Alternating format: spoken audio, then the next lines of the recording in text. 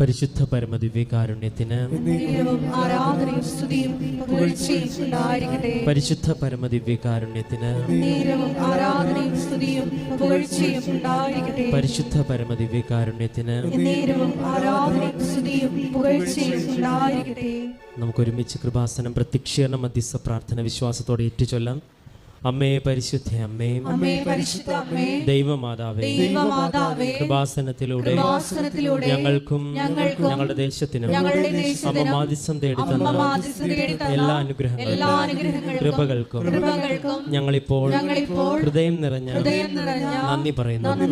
നമുക്ക് സ്തുതിച്ച് പ്രാർത്ഥിക്കാം. Hallelujah, hallelujah, hallelujah. മഹത്വം, മഹത്വം, ആരാധന, ആരാധന. ഹല്ലേലൂയ. കാരുണ്യസാഗരമേ, കാത്തുകൊള്ളിടണമേ നീ. കാരുണ്യസാഗരമേ, കാത്തുകൊള്ളിടണമേ നീ. പരിശുദ്ധ പരമദിവ്യകാരുണ്യത്തിന് ആരാധനയും സ്തുതിയും പുകഴ്ചയും ഉണ്ടായിരിക്കട്ടെ. പരിശുദ്ധ പരമദിവ്യകാരുണ്യത്തിന് ആരാധനയും സ്തുതിയും പുകഴ്ചയും ഉണ്ടായിരിക്കട്ടെ. പരിശുദ്ധ പരമദിവ്യകാരുണ്യത്തിന് ആരാധനയും സ്തുതിയും പുകഴ്ചയും ഉണ്ടായിരിക്കട്ടെ. അമ്മേ പരിശുദ്ധ അമ്മേ, അമ്മേ പരിശുദ്ധ അമ്മേ, ദൈവമാതാവേ, 2004 ഡിസംബർ 7-ാം തീയതി ഉച്ച കഴിഞ്ഞ് 2:30 കൃപാസനത്തിൽ സംഭവിച്ച അമ്മയുടെ പ്രത്യക്ഷപ്പെടലിനെ കുറിച്ച് തിരുസഭയ്ക്ക് സമർപ്പിച്ചിരിക്കുന്ന പഠനരേഖകളുടെ വസ്തുനിഷ്ഠവും ദൈവശാസ്ത്ര വിധിപ്രകാരമുള്ളതുമായ അന്വേഷണ പഠനങ്ങൾ നടത്തി ആ പ്രത്യക്ഷപ്പെടലിലൂടെ പ്രകടമായ ദൈവമാതാവിന്റെ പ്രത്യേക കരുതലും സംരക്ഷണവും വെളിപ്പെടുത്തുന്ന പീഡിതരുടെ ആശ്വാസം പ്രവാചകന്മാരുടെ രാജ്ഞിയും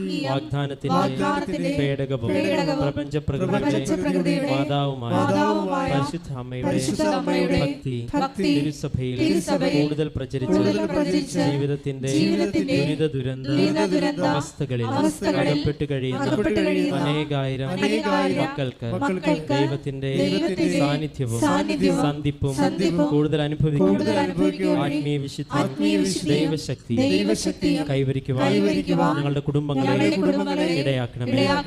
സ്തുതിച്ച് പ്രാർത്ഥിക്കാം. Hallelujah, hallelujah, hallelujah, hallelujah. ആരാധന, ആരാധന, മഹത്വം, മഹത്വം, ആരാധന, ആരാധന. ഹല്ലേലൂയ, ഹല്ലേലൂയ, ആരാധന, ആരാധന.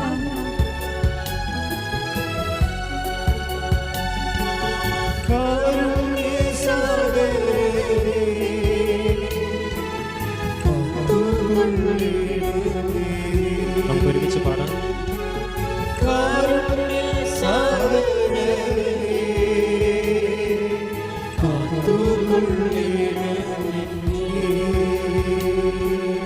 പരിശുദ്ധ പരമദിവ്യകാരുണ്യത്തിന് ആരാധനയും സ്തുതിയും പുകഴ്ചയും ഉണ്ടായിരിക്കട്ടെ. പരിശുദ്ധ പരമദിവ്യകാരുണ്യത്തിന് ആരാധനയും സ്തുതിയും പുകഴ്ചയും ഉണ്ടായിരിക്കട്ടെ. പരിശുദ്ധ പരമദിവ്യകാരുണ്യത്തിന് ആരാധനയും സ്തുതിയും പുകഴ്ചയും ഉണ്ടായിരിക്കട്ടെ. അമ്മേ പരിശുദ്ധ അമ്മേ, അമ്മേ പരിശുദ്ധ അമ്മേ, ഭൂസ്വർ ലോകങ്ങളുടെ രാജ്ഞിയായ അങ്ങേക്ക് ഭൗമ സംരക്ഷണത്തിനായി പ്രപഞ്ച പ്രകൃതിയെ തിരുസഭ പ്രതിഷ്ഠിക്കുക പ്രത്യക്ഷീകരണം വഴി ഇടയാക്കണമേ. പരിശുദ്ധ അമ്മേ, ജപമാല മാതാവേ, സകല കൃപാസന പ്രാർത്ഥനകളോട് ഞങ്ങളിപ്പോൾ പ്രാർത്ഥിക്കുന്ന ഈ സമൂഹത്തിന്റെ പ്രത്യേക നിയോഗങ്ങളും നമുക്ക് മൗനമായി നമ്മുടെ നിയോഗങ്ങൾ ഈ സമയം സമർപ്പിച്ച് പ്രാർത്ഥിക്കാം.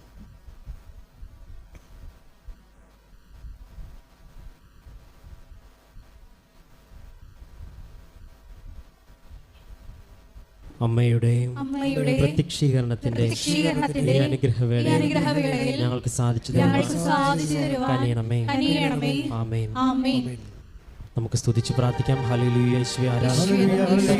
പരിശുദ്ധാത്മാവിന്റെ അഭിഷേകം ഈ ആരാധനയുടെ സമയം മുഴുവൻ ഞങ്ങൾ അനുഭവിക്കുവാനും ഞങ്ങൾക്ക് ആവശ്യമായ വചനങ്ങളും ഞങ്ങൾക്ക് ആവശ്യമായ ദൈവിക സാന്നിധ്യവും കർത്താവേ ആരാധനയോടെ ലഭിക്കുവാൻ ഉടമ്പടി ജീവിതത്തിൽ ഞങ്ങൾ സമർപ്പിച്ച നിയോഗങ്ങളോടൊപ്പം കർത്താവേ അങ്ങയുടെ സാന്നിധ്യം പ്രകടമാകണമെന്ന് ഞങ്ങൾ പ്രാർത്ഥിക്കുന്നു. ഇനി ആരാധനയിൽ പങ്കെടുക്കുന്ന എല്ലാവരുടെ പ്രാർത്ഥനകളും ഓൺലൈനിലും ഓഫ്ലൈനിലും ഒക്കെ പങ്കെടുക്കുന്ന എല്ലാവരും കർത്താവെ അങ്ങയുടെ ശബ്ദം ശ്രവിക്കുവാൻ, അങ്ങയുടെ സ്വർഗാരോഹണ തിരുനാളിൻ്റെ അഭിഷേകവും അനുഗ്രഹവും ലഭിക്കുവാൻ കർത്താവെ പരിശുദ്ധാത്മാവിൻ്റെ നിറവില് പരിശുദ്ധാത്മയുടെ പ്രത്യക്ഷീകരണം സ്ഥിരീകരിക്കുവാനുള്ള വലിയ സാക്ഷ്യങ്ങൾ ഞങ്ങളുടെ നിയോഗങ്ങളിലൂടെ ഉണ്ടാകുവാൻ കർത്താവെ ഞങ്ങളിൽ കൃപ ചൊരിയണമേ എന്നും ഞങ്ങളെ തിരഞ്ഞെടുക്കണമേ എന്നും പ്രാർത്ഥിച്ചുകൊണ്ട് നമുക്കെല്ലാവർക്കും എഴുന്നേറ്റ് നിന്ന് കൈകളടിച്ചുകൊണ്ട് ദൈവത്തെ സ്തുതിച്ച് പരകാശത്തോടും ആഹ്ലാദാരവത്തോടും കൂടി ദൈവത്തിന് നന്ദി പറയുകയും സ്തുതിക്കുകയും മഹത്വപ്പെടുത്തുകയും ചെയ്യാം. Hallelujah, hallelujah, hallelujah. ഈശോയെ വിവിധ ഭൂഖണ്ഡങ്ങളിൽ ദൈവമാതാവ് കൃപാസനത്തിൽ പ്രത്യക്ഷയായ മാതാവിനെ പ്രതിഷ്ഠിക്കുന്ന ആ വലിയ സന്തോഷത്തോടൊപ്പം പിതാവിന്റെ വലിയ പദ്ധതികൾക്ക് ഈശോയെ നന്ദി പറയുന്നു. ഹല്ലേലൂയ. കൃപാസനത്തിൻ്റെ അമ്മേ, പ്രസാദപരമാണമേ,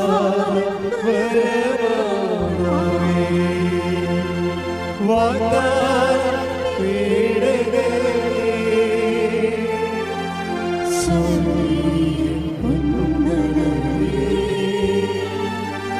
കൃപാസനത്തിൻ്റെ അമ്മേ,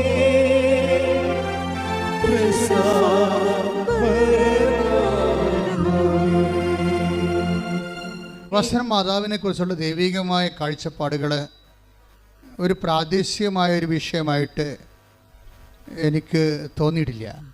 കാര്യം വെച്ച് കഴിഞ്ഞാൽ അതിൻ്റെ പ്രധാനപ്പെട്ട കാര്യം ഈ നെഞ്ചിലെ മാതാവിൻ്റെ നെഞ്ചിൽ അന്ന് കാണിച്ച സമയഘടികാരമാണ്. ഭൂമിയിലെ സമയം ഒരു ജീവിത വിഷയമായി നിൽക്കുന്ന എല്ലാ വിഷയങ്ങളുടെ മേലും അമ്മയുടെ മാധ്യസ്ഥ ദൈവിക തീരുമാനം ഉണ്ടാകുമെന്നുള്ള സൂചനയാണ്. ശ്രദ്ധിക്കട്ടെ. Hallelujah, hallelujah, hallelujah, hallelujah. പദ്ധതികൾ എത്രയും വേഗം നടപ്പിൽ വരുവാൻ വലിയ കൃപയ്ക്ക് വേണ്ടി ഈ ആരാധനയിൽ ഞങ്ങൾ സമർപ്പിച്ചു പ്രാർത്ഥിക്കുന്നു. ഹല്ലേലൂയ,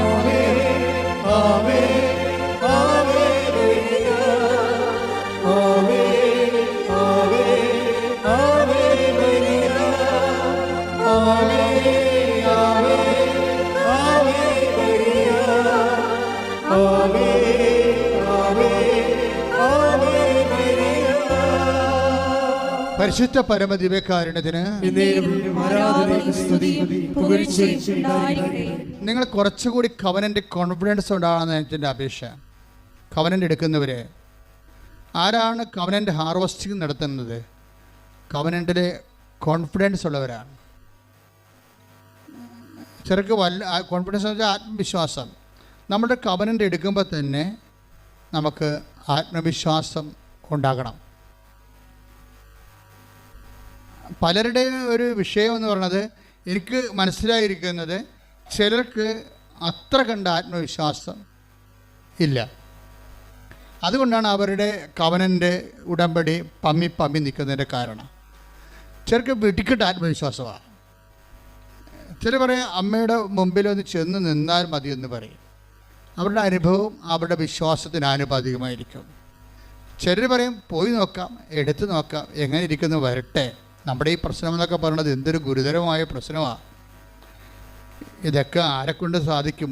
ആ ദൈവത്തിന് പോലും അവർക്ക് ദൈവത്തിനെ കൂടുതൽ പറ്റുമെന്നാണ് അവർക്ക്. ഈ പണ്ടത്തെ അവരുടെ വിശ്വാസപ്രകാരം ചെറിയ ചെറിയ കാര്യങ്ങളാണ് ദൈവം ചെയ്യണത്. വലിയ കാര്യങ്ങൾ സൂപ്പർ സ്പെഷ്യാലിറ്റി ആശുപത്രിയാണ് ചെയ്യണം. എന്താണ് പ്രശ്നം? ആൾക്കാരുടെ ഒരു അപ്രോച്ചിൻ്റെ പ്രോബ്ലം ഉണ്ട് ഇതിൻ്റെ അകത്ത്. നിങ്ങൾക്ക് ദൈവത്തെക്കുറിച്ചുള്ള concept, your concept about faith and faith content ഇതെല്ലാം ലിറ്റിൽ ഗോഡാണ്. ചെറിയ ദൈവങ്ങൾ വല്ല പനി മാറ്റുക, ജലദോഷം മാറ്റുക, ഇങ്ങനെയൊക്കെയുള്ള. അപ്പോൾ അതുകൊണ്ട് നിങ്ങൾ പോയി എൻ്റെ 7 കോടി കടവാണ്, ദൈവത്തിന് പോലും ഇത് ചെയ്യാൻ പറ്റുമോ? ചില ആൾക്കാർ ചെയ്യിക്കുക ദൈവത്തിന് പോലും നടക്കില്ലെന്ന് പറയും. എന്ന് വെച്ചാൽ അവരുടെ ദൈവം അത് ഒരു ബ്ലാസ്ഫെമിയാണ്. അങ്ങനെ ദൈവത്തിന് പോലും പറ്റുമെന്ന് ചിന്തിക്കണ പോലും ബ്ലാസ്ഫെമിയാണ്. എന്ന് വെച്ചാൽ എന്താ പറയേണ്ടത്, ദൈവശാപം കിട്ടുന്ന ഒരു സംഭവമാണ്. അപ്പോൾ നമുക്ക് ചെയ്യാൻ പറ്റണ വെച്ചാൽ അല്ല, ആദ്യമേ ഓർക്കേണ്ട ഇതാണ്. ഇപ്പോഴത്തെ ഞാൻ പാടിയ പാട്ട് എന്താണ്? ഹബക്കൂക്ക് 5:6 1:5 എന്താണ്? പറഞ്ഞാൽ ആരും വിശ്വസിക്കാത്ത ഒരു പ്രവൃത്തി. അതെന്ന് വെച്ചാൽ നിൻ്റെ ചിന്തയ്ക്ക്, ബുദ്ധിക്ക്, ആലോചനയ്ക്ക്, അറിവിന്, അനുഭവത്തിന് അപ്പുറത്ത് ഉള്ള പ്രവൃത്തികളാണ് ദൈവം ചെയ്യാൻ പോകുന്നത്. അപ്പം അതൊരു വിശ്വാസം. ഇപ്പം ഇന്നലെ ഒരു മണിപ്പൂരിൽ നിന്ന് ഒരു ദമ്പതികൾ വന്ന്, അപ്പോൾ അവരത്ര അകലെ നിന്ന് വന്ന കാരണം ഞാൻ അവരെ അപ്പം തന്നെ കണ്ടവർ. അല്ലെങ്കിൽ പിന്നെ അവർ ഉടമ്പടി എടുത്തിട്ട് ഇവിടെ വന്ന് നിന്നപ്പോൾ ഞാൻ വിളിച്ചവരെ. കാര്യം അവർ ഇവിടെ ഫ്ലൈറ്റിൽ ഇവിടെ വന്ന് ഉടമ്പടി എടുത്തിട്ട് അടുത്ത ഫ്ലൈറ്റ് തിരിച്ചു പോവുകയാണ്. അപ്പോൾ അവർ അത്രയും ദൂരെ നിന്നൊക്കെ വരുമ്പോൾ കാണേണ്ടത് ഒരു ധാർമ്മികമായൊരു വിഷയമാണ്. അപ്പോൾ ഞാനവരെ വിളിച്ചു, ഞാൻ ചോദിച്ചു വിഷയം എന്താണെന്ന് തിരക്കി. അപ്പോൾ അവർക്ക് 7 കോടി രൂപയുടെ കടമാണ്, അതാണ് വിഷയം. അപ്പോൾ ആരോ അച്ഛന്മാർ അവിടുത്തെ സലീഷ് അച്ഛൻ ഗൈഡ് ചെയ്തതാണ് കൃപാസനത്തിലോട്ട്. അപ്പോൾ അച്ഛന്മാരായാലും ശരി, അവർക്ക് ഇപ്പോഴേ ഏറെക്കുറെ കാര്യങ്ങൾ മനസ്സിലായിട്ടുണ്ട്. ഒരു മനുഷ്യന് ഒരു വലിയ ആപത്ത് വന്നാൽ അഭയം പ്രാപിക്കാനുള്ള ഒരു സ്ഥലമാണ് അമ്മയുടെ നെഞ്ചകം. അപ്പം അതുകൊണ്ട് അച്ഛനെ അവരെ പറഞ്ഞു വിട്ട്. പക്ഷെ ഞാൻ അതുപോലെ തന്നെ അവരെ സ്വീകരിച്ച് അവരുടെ പേപ്പറൊക്കെ നോക്കി. പേപ്പറെല്ലാം ഓക്കെയാണ്, അവരുടെ ഉടമ്പടിയും അതെല്ലാം കറക്റ്റാണ്. ഞാനൊരു കാര്യം ചോദിച്ചു. അപ്പം ഇങ്ങനെയാണ് അവർക്ക് ഇനി ഇപ്പോൾ മണിപ്പൂരിലെ വിഷയങ്ങളൊക്കെ കഴിഞ്ഞപ്പോൾ ഇതിന് കടവും കൂടി വന്നപ്പോൾ സർവൈവിങ്ങിന് പാടാണ്. അപ്പം ഞാനിത് കൊണ്ടുവന്ന് ഈശോയുടെ അടുത്ത് കൊടുത്തു, ഇവരുടെ ചീട്ട് അമ്മയുടെ അടുത്ത് കൊടുത്തിട്ട് മധ്യസ്ഥം വായിച്ചിട്ട് കൊണ്ട് ഈശോ, അതാണല്ലോ ഇവിടെ പ്രൊസീജിയർ. ആദ്യം അമ്മയുടെ അടുത്ത് വെച്ച് അത് മധ്യസ്ഥം വായിച്ചിട്ട് കൊണ്ട് ഈശോയുടെ കാൽപാദങ്ങൾ വെക്കുമ്പോൾ ഉടനെ ഒരു വലിയ താക്കോല്. അപ്പം ഞാൻ പറഞ്ഞു ഇറ്റ്സ് ഓക്കെ. താക്കോൽ എന്ന് പറയുമ്പോൾ നിങ്ങൾക്ക് അറിയാം, കവനൻ്റുമായിട്ട് ബന്ധപ്പെട്ടതാണ് താക്കോല്. അതൊരു ദർശനമാണ്. അപ്പം എൻ്റെ അർത്ഥം ആ വിഷയം ദൈവം തുറക്കാൻ പോകണം. നമുക്ക് തുറക്കാൻ പറ്റാത്ത വിഷയമാണത്, ദൈവം അത് തുറക്കാൻ പോകണം. അതെന്താ ഈ താക്കോൽ എനിക്ക് പെട്ടെന്ന് ക്യാച്ച് ചെയ്തതിൻ്റെ കാരണം, തലേ ദിവസം ഇന്നലെ വേറെ ഒരു സഹോദരി, അവരുടെ പേര് സാന്ദ്ര സന്തോഷ്, കോട്ടയം. സാന്ദ്ര സന്തോഷിൻ്റെ ജീവിതം ഇതുപോലെ അടഞ്ഞു പോയ ജീവിതമാണ്. സാന്ദ്ര സന്തോഷിന് ഇതുപോലെ ഈ പ്രശ്നം ഉണ്ടായിരുന്നു. സാന്ദ്ര സന്തോഷ് പറഞ്ഞ് ഞാൻ കല്യാണം കഴിച്ചിട്ട് ഞങ്ങൾ ആദ്യം വന്നത് ഇവിടെയാണെന്ന് പറഞ്ഞു. ഞങ്ങൾ കല്യാണം കഴിച്ചിട്ട് ആദ്യം വന്നത് ഇവിടെയാണ്. ഇവിടെ വരാൻ വേണ്ടി വന്നതല്ല, വേളാങ്കണ്ണിലൂടെ പോണ വഴിക്ക് ഇതിൻ്റെ ഭാഗ്യം കൂടി പോയപ്പോൾ മാതാവിൻ്റെ മുമ്പിൽ ഇറങ്ങിയതാണ്. ഇറങ്ങിക്കഴിഞ്ഞപ്പോൾ ഈ സാന്ദ്രയുടെ മനസ്സിൽ വന്നിട്ടുള്ള കുറച്ച് മനോവിചാരങ്ങളുണ്ട്. ഈ വിശ്വാസവും വിചാരവും തമ്മിൽ ഭയങ്കര കണ്ടൻ്റാണ്. നിങ്ങൾ പലപ്പോഴും പണിമേടിക്കണം. നിങ്ങൾ വാ പൊളിച്ചില്ലെങ്കിൽ നിങ്ങൾ പണിമേടിക്കാൻ സാധ്യതയുണ്ട്. ചില ആൾക്കാർ വാ പൊളിച്ചതല്ല കണ്ണ കൊടുക്കിട്ട് അടി മേടിക്കത്തുള്ളൂ. ചില വാ പൊളിച്ചിട്ട് അടി പാർസൽ മേടിക്കും. വിചാരിച്ചാൽ മതി. നമ്മുടെ എന്താണ് വിചാരവും വിശ്വാസവും തമ്മിൽ ആദ്യം വിശ്വാസം വിചാര രൂപത്തിലാണ് രൂപപ്പെട്ട് വരുന്നത്. നിങ്ങൾ എന്ത് വിചാരിക്കുന്നു അതാണ് നിങ്ങളുടെ വിശ്വാസം. അപ്പോൾ ഈ വിചാരം എന്താണെന്നുള്ളത് നിങ്ങൾ കൃത്യമായിട്ട് നോക്കിയേക്കണം. എന്താ കാര്യത്തിൽ ഇപ്പോൾ രക്തസ്രാവക്കാർ എന്താണ് വിചാരിച്ചെന്നല്ല പറയണത്, അവൻ്റെ വസ്ത്രത്തിൻ്റെ വിളിമ്പിലെങ്കിലും സ്പർശിക്കാൻ ഇടയായാൽ താൻ സൗഖ്യപ്പെടുമെന്ന് അവൾ ഉള്ളിൽ കരുതിയിരുന്നു. അപ്പോൾ ആ വിശ്വാസം ആദ്യം തന്നെ എവിടുന്നാണ്? കരുതലിലാണ് വന്നത്. അപ്പോൾ നിസ്സാരമല്ല. നിങ്ങൾക്ക് കൃപാസനം മാതാവിനെക്കുറിച്ച് വല്ല പൊട്ടക്കരുതലുവാണെങ്കിൽ അടി പാർസൽ മേടിച്ചിട്ടേ പോകത്തുള്ളൂ. കാര്യം അതോടുകൂടി തന്നെ നിങ്ങൾ കരുതൽ തീരുമാനം. പിന്നെ നിങ്ങൾ എന്ത് അഭ്യാസം കാണിച്ചിട്ടും കാര്യമില്ല.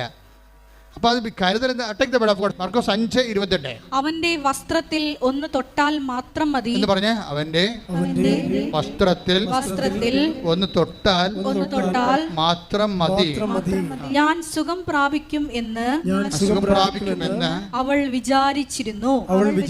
അപ്പോൾ വസ്ത്രത്തിൽ തൊട്ടാൽ സുഖം പ്രാപിക്കുമെന്ന് വിശ്വസിച്ച ഈശോ പറഞ്ഞ എന്താണ്? സ്ത്രീയെ, നിന്റെ വിശ്വാസം വലുതാണെന്നാണ് പറഞ്ഞത്. പക്ഷേ ആ വിശ്വാസം അവളിലുണ്ടായത് എങ്ങനെയാണ്? വാക്കിലൂടെ അല്ല പറഞ്ഞത്, പിന്നെ അത് വിചാരത്തിലൂടെയാണ്. അപ്പോൾ ഈ സാന്ദ്ര സന്തോഷിൻ്റെ വിചാരം എന്താണെന്നറിയാവോ? അവളിവിടെ ഭർത്താവുമായിട്ട് ഇവിടെ വന്ന് ലാൻഡ് ചെയ്യുമ്പോൾ ഇതുപോലെ ഭയങ്കര തിരക്കാണ്. അപ്പോൾ അവളെ വെള്ളിയിൽ വിചാരിക്കുകയും എന്നാത്തിനായിട്ട് വരച്ച് കെട്ടി ആൾക്കാരെല്ലാം കൂടി ഇവിടെ വന്ന വല്ല കാര്യം ഉണ്ടാകും. അതാണ് അവളുടെ വിചാരം. അവളുടെ വിചാരം അതാണ്, ഇത്രയും തിരക്കാണിക്കേണ്ട വല്ല കാര്യമുണ്ട്. എന്നിട്ട് അവർക്ക് അതിനെക്കുറിച്ച് അത്രയും നോളജ് ഉള്ളത്. എന്ത് കഥ അറിഞ്ഞിട്ടാണ് ഈ ആൾക്കാർ ഈ ഡിസൈനിൽ കയറണമെന്നാണ് തര ചിന്തിക്കുന്നത്. അങ്ങനെ ചിന്തിച്ചിട്ട് അവർ വേളാങ്കണ്ണിലേക്ക് പോയി. പക്ഷെ എപ്പോഴും നമുക്ക് അങ്ങനെ വല്ല ചിന്ത ഉണ്ടെങ്കിൽ ഭാവി കാര്യങ്ങളിൽ ഒരു പണി തീർച്ചയായിട്ടും നിങ്ങൾക്ക് പ്രതീക്ഷിക്കാൻ പറ്റും. എന്താ കാര്യം? നിങ്ങൾ വിശുദ്ധമായൊരു സ്ഥലത്ത് വന്നിട്ട് ദൈവിക പദ്ധതി മനസ്സിലാക്കാൻ വേണ്ടി മാത്രം കഴിവില്ലാത്ത ഒരു ഉരുപ്പടിയായിപ്പോയി. നിങ്ങൾക്ക് നിങ്ങളുടെ മുമ്പിലുള്ളത് 10,000 കണക്കിന് സാക്ഷ്യങ്ങളാണ്. അനുദിനം മനുഷ്യർ പറയുന്ന ദൈവാനുഭവങ്ങൾ അത് മാത്രം കേട്ടാൽ മതി. ഇവളിങ്ങനെ പറഞ്ഞു പോയെങ്കിലും അവളെ ദൈവത്തിനെതിരൊന്നുമല്ലേ. ഇവിടെ എന്തിനാണ് ആൾക്കാരിങ്ങനെ ഇടിച്ച് തല്ലണത്? ഇതൊക്കെ വല്ലതും അറിഞ്ഞിട്ടാണ്, വല്ല ഉള്ള കാര്യമാണ് എന്നുള്ള ചിന്ത അവർക്ക് അറിയത്തില്ലല്ലേ.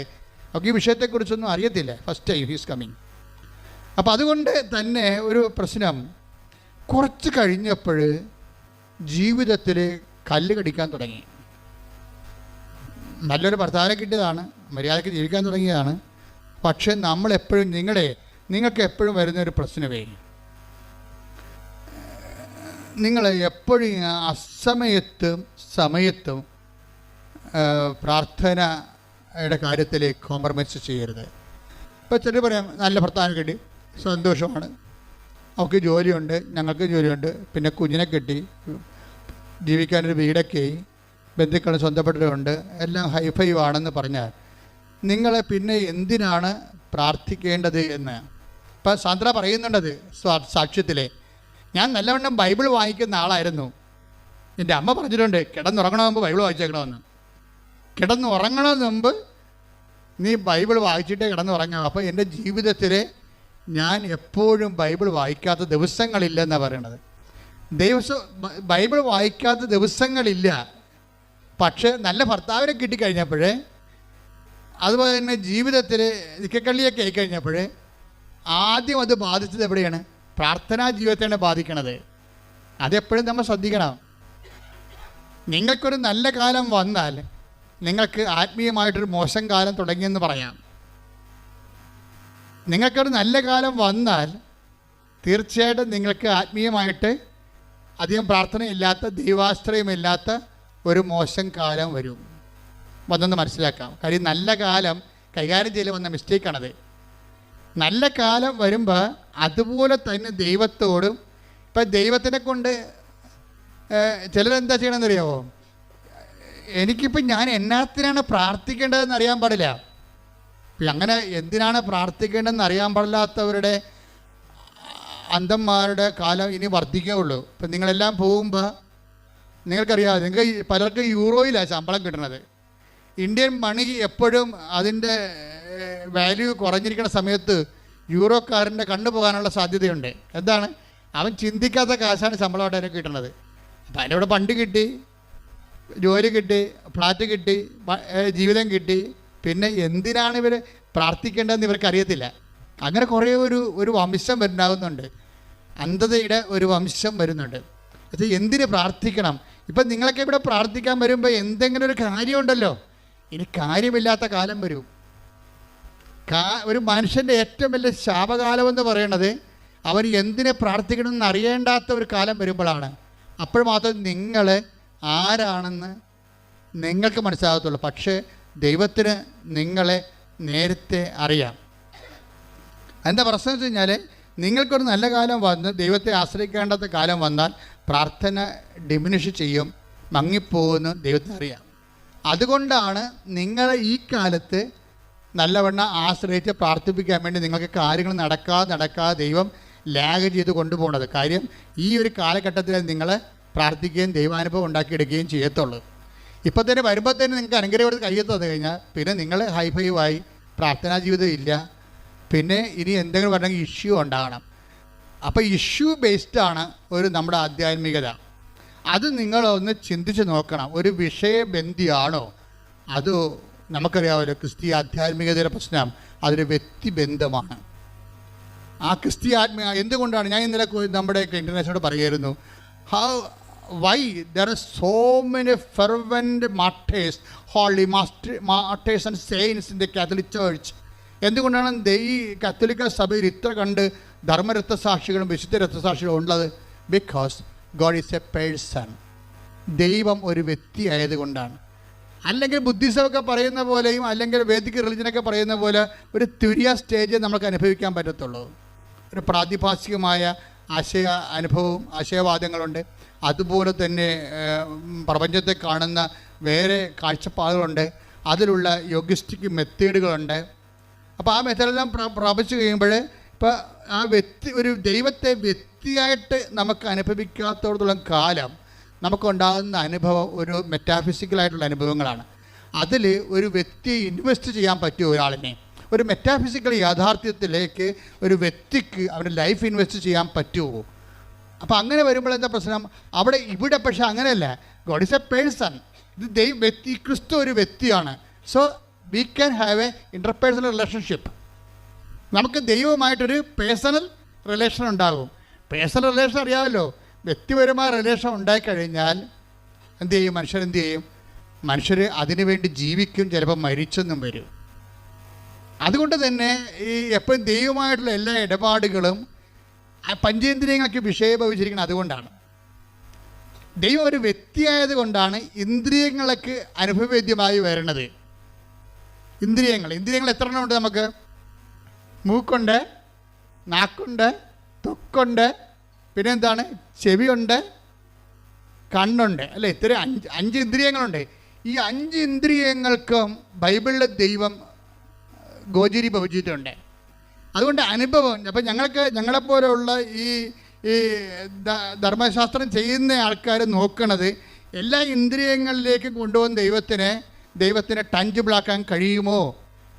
അതിന് ബൈബിളിൻ്റെ കാഴ്ചപ്പാടുകൾ എന്താണ്, സഭയുടെ പഠനങ്ങൾ എന്താണ്, ഇതൊക്കെയാണ് ഞങ്ങളെപ്പോഴും ധരിക്കണത്. ഇപ്പം തന്നെ സാന്ദ്ര ഇവിടുന്ന് പോയി. എന്താ സാന്ദ്രയ്ക്ക് സംഭവിച്ചത്? സാന്ദ്ര പെട്ടെന്ന് ഡൈവേഴ്സായി. എനിക്ക് ഒരു ലൈഫ് തന്നെ കണ്ടില്ലേ, ഒരു പൗർണമിയിലേക്ക് നിന്ന് വെച്ചാൽ പെട്ടെന്ന് ജീവിതം ആമാവാസിയിലേക്ക് കയറുകയാണ്. പൗർണമി എന്ന് പറഞ്ഞാൽ പൂർണ്ണചന്ദ്രനല്ലേ? പൂർണ്ണചന്ദ്രൻ്റെ ആ ചന്ദ്രശോഭയെന്ന് പെട്ടെന്ന് അത് ആമാവാസിയിലേക്ക് പോകും. ആമാവാസിയിലേക്ക് പോകുമ്പോൾ എന്താ പറയണത്? ജീവിതം ഇരുണ്ടു പോകും. അവർ പിരിഞ്ഞു പോയി, കേസായിപ്പോയി. അവർ പിരിഞ്ഞും പോയി, കേസായിപ്പോയി. കേസായി കഴിഞ്ഞിട്ട് എന്താ പറ്റണത്?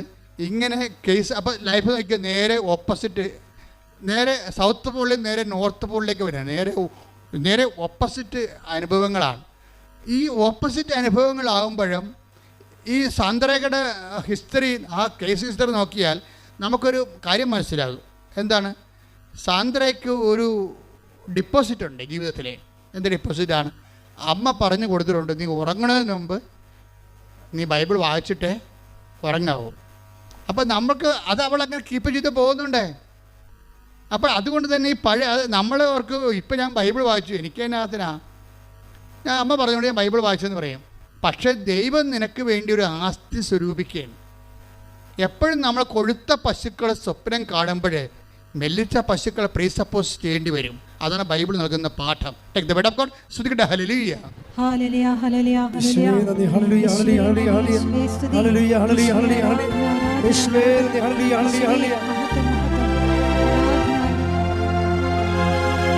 പ്രാർത്ഥിക്കാൻ എന്നെ പഠിപ്പിക്കണമേ യേശു. പ്രാർത്ഥന മരമെന്നിൽ നൽകണമേ യേശു. പ്രാർത്ഥിക്കാൻ എന്നെ പഠിപ്പിക്കണമേ യേശു. പ്രാർത്ഥന മരമെന്നിൽ നൽകണമേ യേശു.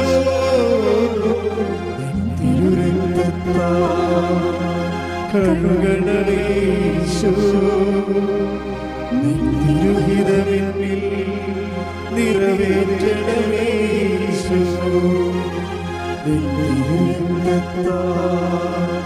കഴുകണമേ യേശു. തിരുഹിതമെന്നിൽ നിറവേറ്റണമേ യേശു. ഈശോയ്ക്കും മാതാവിനും ഒരുപാട് നന്ദി പറയുന്നു. എൻ്റെ പേര് ജോസി, ഹസ്ബൻഡിൻ്റെ പേര് സുനിൽ, എൻ്റെ മോൻ്റെ പേര് ജൊഹാന് വേണ്ടി സാക്ഷ്യം പറയാൻ വേണ്ടിയാണ് ഇവിടെ നിൽക്കുന്നത്. ഞാൻ ഇവിടെ വന്ന് ഉടമ്പടി എടുത്തത് ലാസ്റ്റ് നവംബർ 2-നായിരുന്നു. 2 പ്രാവശ്യം വന്ന് ഉടമ്പടി എടുത്തു. 2 പ്രാവശ്യം ഉടമ്പടി എടുത്തെങ്കിലും ആദ്യത്തെ പ്രാവശ്യം ഉടമ്പടി എടുത്ത് ഒന്നാമത്തെ ഉടമ്പടി തീരാറായപ്പോഴത്തേനും ഞങ്ങൾക്ക് എല്ലാവർക്കും കോവിഡ് വന്ന് എൻ്റെ ഉടമ്പടി ചെറുതായിട്ടൊന്ന് മുടങ്ങിപ്പോയി. 2ാമത്തെ ഉടമ്പടിയുടെ സമയത്ത് തീരാറായപ്പം എനിക്ക് എൻ്റെ ഡെലിവറി പെട്ടെന്നായി. അങ്ങനെ അവിടെ എൻ്റെ ചെറുതായിട്ടൊന്ന് ഉടമ്പടി മുടങ്ങി. അതിന് ഈശോയോടും മാതാവിനോടും ഒരുപാട് ഞാൻ മാപ്പ് ചോദിക്കുന്നു. അങ്ങനെ ഈ കഴിഞ്ഞ ജൂലൈ മാസം എൻ്റെ മോൻ, ഹസ്ബൻഡ് UK-ലാണ്, ഞാൻ നാട്ടിലായിരുന്നു, ഞങ്ങൾ ഖത്തറിലായിരുന്നു. അപ്പോൾ ഞാൻ നാട്ടിൽ വന്ന് ഡെലിവറിക്ക് വേണ്ടി ഇങ്ങനെ നിൽക്കുന്ന സമയത്ത് എൻ്റെ മോൻ മലബാറിൽ നിന്ന് പോവുകയും അവിടെ ചെന്ന് കഴിഞ്ഞപ്പം 1-2 ദിവസം കഴിഞ്ഞപ്പോൾ അവന് വയറ്റിൽ നിന്ന് പോയപ്പം ബ്ലഡാണ് പോയത്. ബ്ലഡ് പോയി അവിടെ തന്നെ ഞങ്ങളാരും അവൻ്റെ കൂടെ ഇല്ലായിരുന്നു. അവൻ്റെ പപ്പയുടെ ചേട്ടൻ്റെ കൂടെ പോയതായിരുന്നു. അവിടെ ചെന്ന് അവരവിടെ ഹോസ്പിറ്റലിൽ കാണിച്ചപ്പം കുടൽ ചുരുങ്ങി കിടക്കുകയാണെന്നും പെട്ടെന്ന് തന്നെ എമർജൻസി ആയിട്ട് സർജറി ചെയ്യണമെന്നും പറഞ്ഞു. അങ്ങനെ അപ്പം അവൻ്റെ കൂടെ വേറെ ആരും അവിടെ ഇല്ലാത്തതിനാലും ഞങ്ങൾ രണ്ടുപേരും ഇവിടെ, ഞാൻ നാട്ടിലും ഹസ്ബൻഡ് UK-ലും ആയതുകൊണ്ട് അവിടെ എമർജൻസി ആയിട്ട് സർജറി ചെയ്യണമെന്ന് പറഞ്ഞപ്പോൾ ആരും ഇല്ലാത്തതിനാലും പെട്ടെന്ന് തന്നെ എന്നാൽ നാട്ടിലോട്ട് കൊണ്ടുവരാമെന്ന് തീരുമാനിച്ചു. അപ്പോൾ ഡോക്ടേഴ്സ് പറഞ്ഞു അങ്ങനെ കൊണ്ടുപോകുന്നത് റിസ്ക്കാണ്, പെട്ടെന്ന് തന്നെ എമർജൻസി ചെയ്യണം എന്നിങ്ങനെ പറഞ്ഞു. അങ്ങനെ പറഞ്ഞെങ്കിൽ ഭയങ്കര വിഷമമായിപ്പോയി. അവിടെ ആരുമില്ല, എന്താ ചെയ്യാമെന്നിങ്ങനെ ഓർത്ത് മാതാവിനോട് പ്രാർത്ഥിച്ച് അവിടുന്ന് ആംബുലൻസിൽ തന്നെ പെട്ടെന്ന് നാട്ടിലോട്ട് കൊണ്ടുപോരുകയും ആ സമയത്ത് ഞാനും എൻ്റെ അനിയനും കൂടെ പോയി ഇവിടെ പാലാ മെഡിസിറ്റി ചേർപ്പെങ്കിൽ പോയി ഡോക്ടേഴ്സിനെ കണ്ട് അവിടെ ചെന്ന് സർജറിക്ക് വേണ്ടിയുള്ള എല്ലാ അറേഞ്ച്മെൻറ്റ്സും ചെയ്യുകയും ചെയ്തു. അപ്പോൾ അവിടെ ചെന്നപ്പോൾ ഡോക്ടർ എന്നോട് പറഞ്ഞു, എന്തിനാണ് ഇങ്ങനെ ഒരു റിസ്ക് എടുത്തത്, കാരണം ഈ കുടൽ ചുരുങ്ങുക എന്ന് പറഞ്ഞാലും അതൊരു റിസ്ക്കാണ്, ഈ പോരുന്ന വഴിക്ക് എന്തെങ്കിലും ഒരു ബുദ്ധിമുട്ടുണ്ടായ കൊച്ചിനെ ഭയങ്കരമായിട്ടും ബാധിക്കും, അതുകൊണ്ട് ഇങ്ങനെ ഒരു അവസ്ഥയിൽ ഒരിക്കലും അങ്ങനത്തെ ഒരു തീരുമാനം എടുക്കരുതെന്ന് പറഞ്ഞു. അങ്ങനെ ഇങ്ങനെ പോകുന്ന വഴിക്ക് ഡോക്ടർ എന്നെ വിളിച്ചു പറഞ്ഞു, ഇൻ കേസ് കൊച്ചിന് ഇടയ്ക്ക് എന്തെങ്കിലും ഒരു വയറുവേദന എന്തെങ്കിലും ഉണ്ടായാൽ ഇവിടെ വരെ വരാൻ വെയിറ്റ് ചെയ്യരുത്, 3-4 ഹോസ്പിറ്റലുകളുടെ പേര് പറഞ്ഞിട്ട് ആ ഹോസ്പിറ്റലിൽ എവിടെയെങ്കിലും കയറി കാണിച്ചോണം, ഇവിടെ വരാൻ വെയിറ്റ് ചെയ്യരുതെന്ന് പറഞ്ഞു. ആ സമയത്ത് ഇതെല്ലാം കേട്ടപ്പോൾ ഭയങ്കര വിഷമമായി പോയി, ഇവൻ്റെ കൊച്ചിന് എന്തെങ്കിലും വരുമോ എന്നൊക്കെ. എങ്കിലും മാതാവിനെ മുറുകെ പിടിച്ച് ഞങ്ങൾ എല്ലാവരും പ്രാർത്ഥിച്ചു. അപ്പം ആ സമയത്ത് എൻ്റെ കയ്യിൽ ഉടമ്പടി തൈലം ഉണ്ടായിരുന്നു. എൻ്റെ അനിയത്തി ഓസ്ട്രേലിയയിലാണ്. അപ്പം അവളും അവിടെ നിന്ന് പ്രാർത്ഥിച്ചു. അവളുടെ വയറ്റ് ഉടമ്പടി തൈലം പുരട്ടി പ്രാർത്ഥിക്കുകയും ഞാൻ എൻ്റെ വയറിൽ ഇവൻ്റെ വയറ്റിൽ പെട്ടാൻ പറ്റാത്തതുകൊണ്ട് ഞാൻ എൻ്റെ വയറ്റിൽ പെട്ടി പ്രത്യക്ഷീണ പ്രാർത്ഥന ചൊല്ലി പ്രാർത്ഥിക്കുകയും ചെയ്തു. പ്രാർത്ഥിച്ചപ്പോൾ ഞാൻ പറഞ്ഞു, എൻ്റെ അമ്മയും മാതാവേ, ഇവനെ ഒരു കുഴപ്പവും കൂടാതെ ഇവിടെ എത്തിച്ചാൽ ഞാൻ ഈ കൃപാസനത്തിൽ വന്ന മാനിയും കൂട്ടി വന്ന് സാക്ഷ്യം പറഞ്ഞോളാമെന്നും ഞാനും എൻ്റെ ഹസ്ബൻഡും UK ഇരുന്ന് നേർന്നു. അങ്ങനെ ഇവനെ എൻ്റെ ആൻറ്റി, എൻ്റെ ഒരു കസിൻ ആൻറ്റി അങ്കിളുമാണ് അവിടുന്ന് കൊണ്ടുപോകുന്നത്. ആൻറ്റി ഇവിടെ വന്ന് ഉടമ്പടി എടുത്ത ഒരാളായിരുന്നു. അപ്പം ആ ഒരു ധൈര്യം പിന്നെ എന്നിലുണ്ടായിരുന്നു. ആൻറ്റി ഉടമ്പടി എടുത്ത ആളാണല്ലോ, ആൻറ്റി ആ പോകുന്ന വഴിക്ക് മൊത്തം വിശ്വാസപ്രമാണം ചൊല്ലി പ്രാർത്ഥിച്ചുകൊണ്ടിരുന്നു. അങ്ങനെ വെളുപ്പിനെ 3:30 ആയപ്പം ചേർപ്പെങ്കിൽ വരികയും 3:30 കഴിഞ്ഞപ്പോഴത്തേനും എമർജൻസി സ്കാനിങ്ങിന് അവന് കയറ്റുകയും ചെയ്തു. അപ്പോൾ കയറ്റുന്നതിന് മുന്നേ ഞാൻ ഇവൻ്റെ വയറ്റിൽ എൻ്റെ ഉടമ്പടി തൈലം പുരട്ടുകയും, ഞാൻ ഉടമ്പടി തൈലമായിട്ടാണ് വീട്ടിൽ നിന്ന് പോയത്, ആ ഉടമ്പടി തൈലം പുരട്ടി സ്കാൻ ചെയ്തപ്പോൾ ഡോക്ടർ പറഞ്ഞു അങ്ങനെ ഒരു സംഭവമേ അവിടെ ഇല്ല, അവൻ്റെ കുടലെല്ലാം നേരെ കിടക്കുന്നത് എന്നിങ്ങനെ പറഞ്ഞു. അങ്ങനെ വലിയൊരു അത്ഭുതം ഞങ്ങളുടെ ജീവിതത്തിൽ കാണിച്ചു തന്ന ഈശോയ്ക്കും മാതാവിനും ഒരുപാട് നന്ദി പറയുന്നു. അത് കഴിഞ്ഞ് ഡോക്ടർ പറഞ്ഞു, എനിവേ ഇങ്ങനെ വന്നാലും ചിലപ്പോൾ അത് തിരിഞ്ഞു വരാൻ സാധ്യതയുണ്ട്, എന്നാലും 2 ദിവസം കൂടെ കഴിഞ്ഞ് റീസ്കാൻ ചെയ്യാം. അങ്ങനെ കുറച്ച് നേരം അവിടെ കിടത്തിയതിന് ശേഷം അവനെ വീട്ടിൽ വിട്ടു. അങ്ങനെ 2ാമത്തെ ദിവസം വന്ന് റീസ്കാൻ ചെയ്തപ്പം ഡോക്ടർ പറഞ്ഞു ഒരു കുഴപ്പവും ഇല്ല, കുടൽ നേരെയാണ് കിടക്കുന്നത്, ഇനി സ്കാൻ ചെയ്യേണ്ട കാര്യമില്ല എന്ന് പറഞ്ഞു. അങ്ങനെ നിങ്ങളുടെ ജീവിതത്തിൽ സംഭവിച്ച വലിയൊരു അത്ഭുതമായിരുന്നു അത്. ഇനി 2ാമത് എൻ്റെ ഹസ്ബൻഡിന് ഞാനിവിടെ ഉടമ്പടി വെച്ചപ്പം ഒരു കാര്യമായിരുന്നു, ഹസ്ബൻഡിന് UK-ക്ക് പോകാൻ തടസ്സമൊന്നും കൂടാതെ പോകാൻ സാധിക്കണമെന്ന്. ഉടമ്പടി എടുത്ത് നവംബറിൽ വന്ന് ഉടമ്പടി എടുത്തു. ജനുവരി മാസത്തിൽ UK-ക്ക് പോകാൻ യാതൊരു തടസ്സവും കൂടാതെ പോകാൻ സാധിച്ചു. 3ാമത് എൻ്റെ പ്രഗ്നൻസി ടൈമിൽ എനിക്ക് കോവിഡ് വരികയും ഞങ്ങൾക്ക് ഫാമിലി മൊത്തം കോവിഡ് വരികയും ഭയങ്കര ബുദ്ധിമുട്ടും അസ്വസ്ഥതകളും ഒക്കെ ആയിരുന്നു. എങ്കിലും യാതൊരു തടസ്സവും കൂടാതെ കോവിഡിൽ നിന്ന് രക്ഷപ്പെട്ടാൽ ഇവിടെ വന്ന് സാക്ഷ്യപ്പെടുത്തിക്കൊള്ളാമെന്ന് മാതാവിനോട് നേർന്നിരുന്നു. ആർക്കും യാതൊരു ആപത്തും വരാതെ കാത്തുരക്ഷിച്ച മാതാവിനും ഈശോയ്ക്ക് ഒരുപാട് നന്ദി പറയുന്നു. അതുപോലെ എൻ്റെ പ്രഗ്നൻസി ലാസ്റ്റ് ആയ സമയത്ത് ഡേറ്റ് ആകാറൊക്കെ ആയപ്പോൾ എനിക്ക് കൊച്ചിന് ഒട്ടും അനക്കം കിട്ടുന്നില്ലായിരുന്നു. അങ്ങനെ അല്ലെങ്കിൽ എനിക്ക് ഭയങ്കരമായിട്ട് നന്നായിട്ട് അനക്കം ഫീൽ ചെയ്യുന്ന ഒരാളായിരുന്നു കുഞ്ഞിൻ്റെ. അങ്ങനെ വൈകുന്നേരം ആയപ്പോൾ തൊട്ട് രാത്രി ആയപ്പോഴൊന്നും എനിക്കൊരു അനക്കവും കിട്ടുന്നില്ല. അങ്ങനെ ഞാൻ ഉടമ്പടി തൈലം എടുത്ത് എൻ്റെ വയറിൽ പുരട്ടിയിട്ട് ഞാൻ രാത്രി തന്നെ എമർജൻസി ആയിട്ട് എന്നെ ഹോസ്പിറ്റലിൽ കൊണ്ടുപോവുകയും അവിടെ ചെന്നപ്പോൾ എമർജൻസി ആയിട്ട് അവരെ ലേബർ റൂമിൽ കയറ്റുകയും ചെയ്തു. അങ്ങനെ ഉടമ്പടി തൈലം എടുത്ത് പുരട്ടിയതിൻ്റെ ഫലമായി ഞാൻ മാതാവിനോട് പറഞ്ഞു, എൻ്റെ മാതാവ് ഇവിടെ വരുമ്പം യാതൊരു കുഴപ്പവും കൂടാതെ എനിക്ക് എന്നൊരു കുഞ്ഞിനെ തന്ന് അനുഗ്രഹിച്ചാൽ ഞാൻ ഇവിടെ വന്ന് സാക്ഷ്യപ്പെടുത്തിക്കൊള്ളാമെന്നും.